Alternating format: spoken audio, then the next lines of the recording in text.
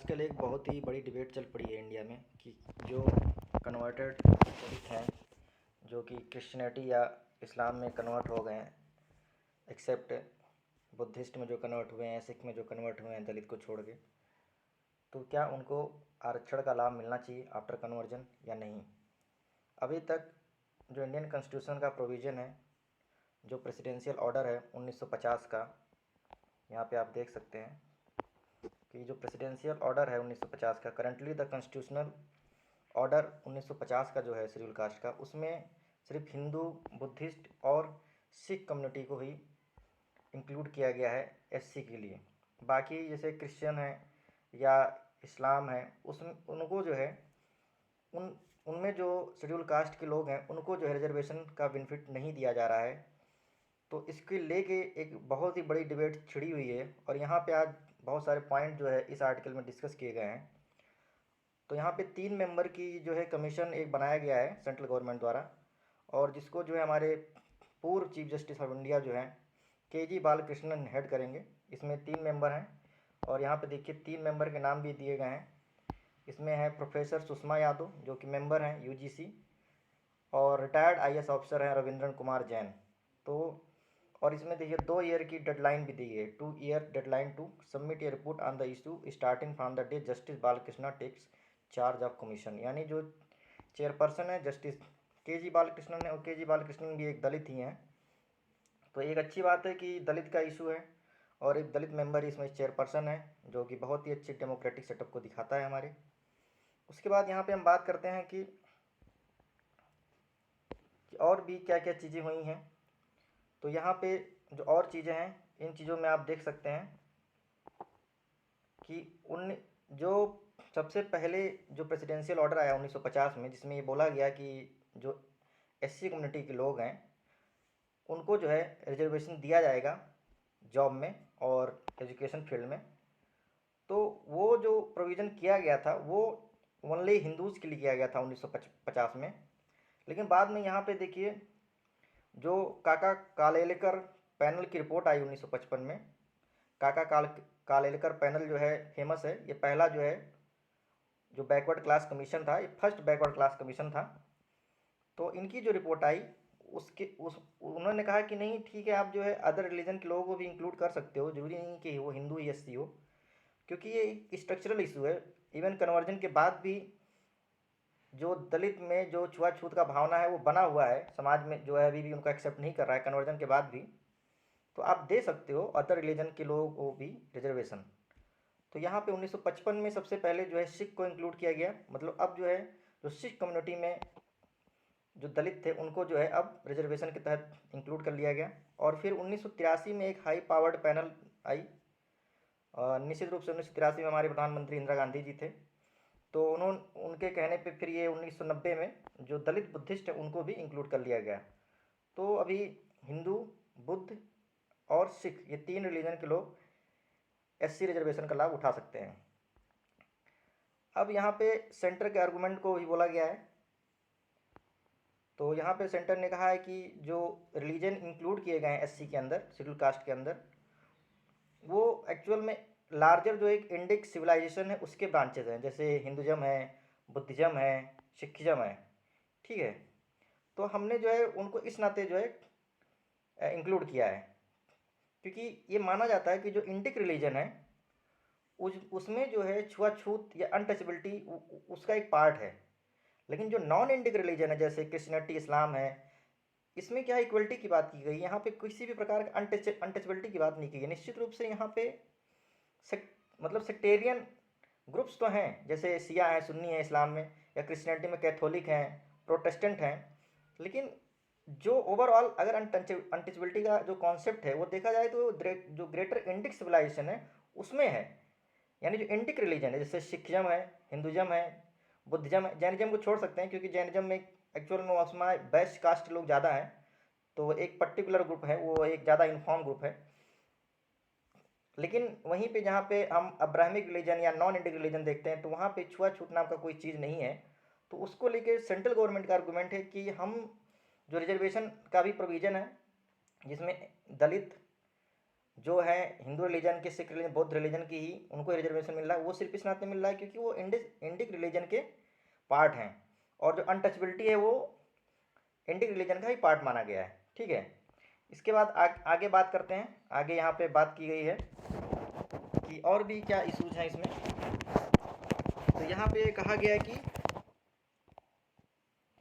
कि ये जो पैनल बनेगा वो मतलब चेक करेगा कि अगर मान लीजिए लोग कन्वर्ट हो गए हैं तो क्या वो अभी भी जो प्रैक्टिसेस हैं, जो मतलब बहुत सारी प्रैक्टिसेस हैं जो पहले वो करते थे, फॉलो करते थे जब वो हिंदू दलित थे या बुद्ध दलित थे या सिख दलित थे, तो क्या अभी भी इस्लाम और क्रिश्चियनिटी अपनाने के बाद वो फॉलो कर रहे हैं या नहीं कर रहे हैं। जैसे कि जो शेड्यूल ट्राइब के केस में होता है, बहुत सारे शेड्यूल ट्राइब जो नॉर्थ ईस्ट की हैं, जैसे गारो, खासी, जयंतिया या और भी आसाम में हैं, ये लोग क्या है कन्वर्ट होने के बाद भी क्रिश्चियनिटी में अपने जो ट्राइबल रिचुअल्स हैं वो फॉलो करते हैं। खासकर नागा जो है, नागा की पूरी पॉपुलेशन जहाँ तक जो है क्रिश्चियनिटी है, लेकिन वो लोग स्टिल जो है जो उनके रिचुअल्स है उनको फॉलो करते हैं।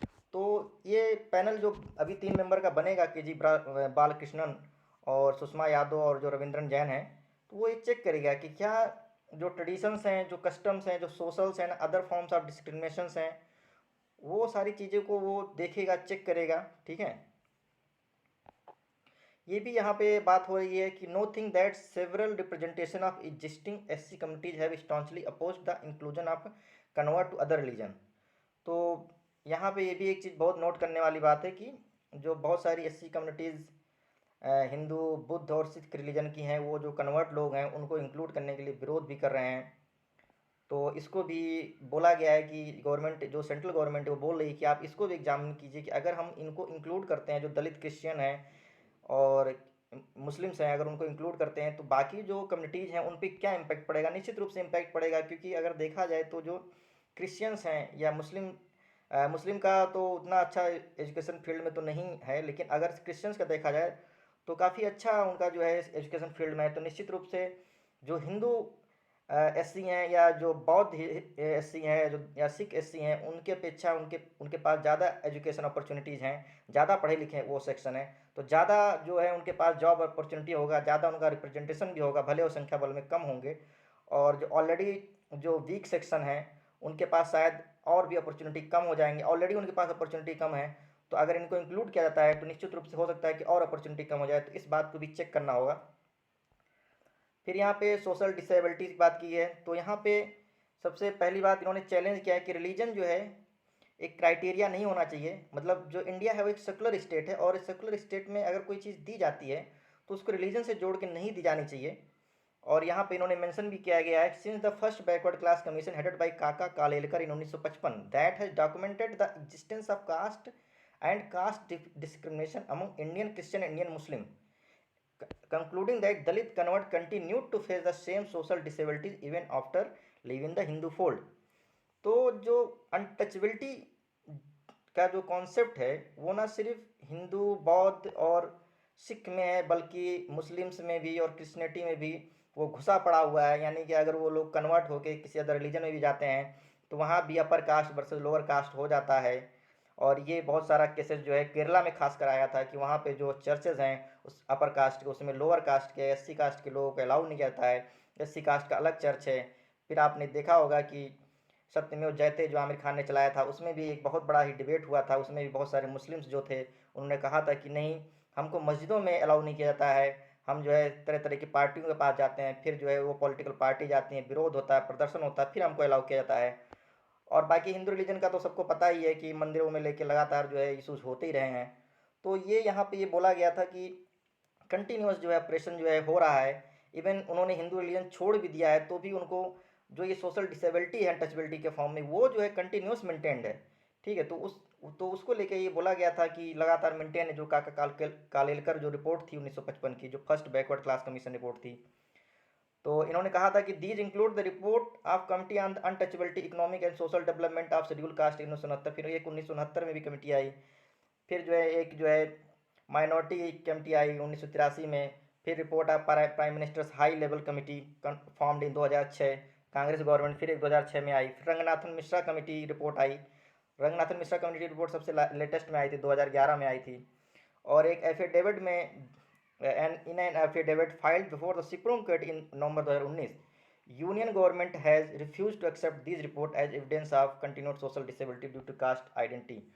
तो ये बातें हुई हैं और इंडियन गवर्नमेंट ने इन रिपोर्ट्स को खारिज कर दिया। एक्चुअल में यहाँ पे एक चीज़ देख सकते हैं, ये जो ज़्यादातर रिपोर्ट्स हैं ये कांग्रेस गवर्नमेंट की हैं और अभी जो है भाजपा गवर्नमेंट है, तो भाजपा को कहीं ना कहीं पता है कि उनका वोट बैंक जो है क्रिश्चियन और मुस्लिम्स नहीं है, तो वो कहीं ना कहीं हिंदू मेजॉरिटी के खिलाफ नहीं जाना चाहते हैं और इसके बहुत सारे रिपरकशंस भी हो सकते हैं। जैसे अभी अभी जो है कन्वर्जन जो है, हो सकता है कि लोग ज़्यादा लेवल में कन्वर्ट होने लगे हैं, या ऐसा भी हो सकता है कि बहुत सारे जो मुस्लिम हैं जिनकी हालत अच्छी है और बहुत सारे क्रिश्चियंस हैं जिनकी हालत अच्छी है, जो अभी तो ऐसे बोल रहे हैं कि हमारे साथ अनटचबिलिटी है, लेकिन उनकी हालत हो सकता है कि बहुत अच्छी हो, और उनको जब इस मैनिफोल्ड में लाया जाए तो जो बाकी एससी बचे हैं उनको इसका बेनिफिट ही ना मिले। तो ये सारे रिपरकशन देखते हुए गवर्नमेंट जो है काफ़ी अलर्ट चल रही है। यहाँ पे हम कुछ और पॉइंट को डिस्कस करेंगे जो कि इस आर्टिकल में नहीं है। तो यहाँ पे एक जो है सुप्रीम कोर्ट का डिसीजन है और इस डिसीजन में कहा गया कि किस तरीके से जो है हम जो है रिजर्वेशन जो है अगर देते हैं कन्वर्ट लोग, जो कन्वर्टेड लोग हैं उनको, तो कोई दिक्कत नहीं है। तो यहाँ बोला गया there is nothing wrong with the state decide to provide some space for convert, कोई भी बुराई नहीं है। जैसा कि अगर देखा जाए तो ओबीसी में ये रिस्ट्रिक्शन नहीं है, लेकिन ओबीसी के साथ एक और चीज़ है कि ओबीसी को जो रिजर्वेशन दिया गया था वो बैकवर्डनेस के आधार पर दिया गया था, ना कि इस आधार पर कि उनके पास एक अनटचबिलिटी का जो सोशल डिसेबिलिटी था। तो एक अलग इशू है यहाँ पे, अनटचबिलिटी बहुत हद तक जो है लगा हुआ है। और फिर यहाँ बोला गया था state and society should never try to keep a person backward, तो रिजर्वेशन जो एक बैकवर्डनेस को भी खत्म करता है। Purpose of reservation is to uplift those who are weak and deprived, जैसा कि अभी ईडब्ल्यूएस केस में भी हुआ है, ये बात हो रहा है। By conversion only the nomenclature of the person change, तो ये सबसे इंपॉर्टेंट चीज़ बोली गई कि सिर्फ नॉमिनक्लेचर चेंज होता है, जो आदमी का स्टेटस है जस का तस बना हुआ है, मतलब वो कल भी एससी था, समाज से बाहर था, आज भी वो समाज से बाहर है। तो ये सारी बातें अभी डिस्कस की जा रही हैं और चल रही हैं। अब यहाँ पे गवर्नमेंट की मंशा देखनी होगी, क्योंकि इन्होंने 2 साल का समय दिया है और 2 साल का समय बहुत ही ज़्यादा होता है। 2024 में रिपोर्ट जो है इन्होंने बोला है कि 2024 में रिपोर्ट जो है बताई जाएगी। 2 साल का जो समय दिया गया है, हो सकता है कि 1 साल भी समय दे सकते थे, लेकिन गवर्नमेंट ने 2 साल का समय दिया है। तो शायद भाजपा ही गवर्नमेंट ये सोच रही है कि 2024 के बाद देखेंगे क्या होता है, क्योंकि अभी अक्टूबर का महीना चल रहा है, तो 2024 अक्टूबर यानी चुनाव आपके जून में हो जाएंगे और उसके बाद देखेंगे कि करना है कि नहीं करना है। तो ये कुल मिला जुला के अपने पाले में गेम जो है अभी की जो करंट गवर्नमेंट है, खासकर नरेंद्र मोदी गवर्नमेंट है, वो रखना चाह रही है।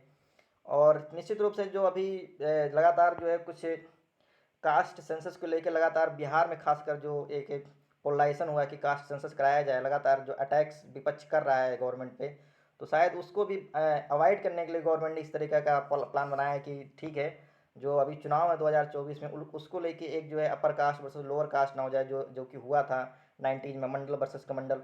तो वो सारी चीज़ें लेके जो अभी की गवर्नमेंट काफ़ी अलर्ट है। अब ये देखना पड़ेगा कि गवर्नमेंट का इंटेंशन क्या है, क्या वो सच में रिजर्वेशन देना चाहती है या